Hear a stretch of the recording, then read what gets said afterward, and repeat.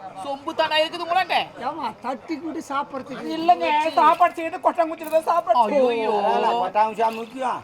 அது கூட அடி வாங்கி. என்னம்மா நீங்க நாட்டி யாரையும் உனக்கு சம்பாதிக்கிறீங்க. ஆனா எங்க அம்மா கொட்டாங்குச்சி பேச்சு. ஏய், எந்த கொட்டாங்குச்சி சொல்ற? ஆமா அது விளங்காதவனே.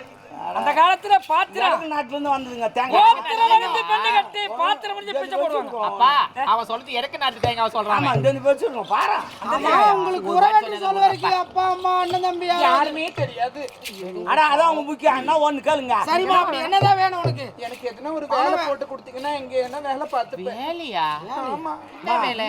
நீ என்னமா வேலை செய்ய? அடிக்கிறதுக்கு சரியா? ஏய் சின்னதா அடி. அவர் சொன்னா பேஜாரா இருக்குது அவருக்கு. விளங்காத அவர் வேலையை செய்ய முடியுமாடா? அது வேற வேலை, இது வேற வேலை. அவன் வேலை வேற. நான் அதெல்லாம் அடிக்க மாட்டேன். சரி அம்துரியா? என்ன அப்புறம் என்ன தாம்திரியா அது என்ன காமிச்சு? அவரே என்ன பண்ண தெரியாது இதெல்லாம். அது தெரியாதா? இன்னும் 2 தின் தட்டணும். என்னது? தின்னு தாங்க. அது ஒரு தாளம். தாளம் ஒரு ஆளுக்கு போடுவான்.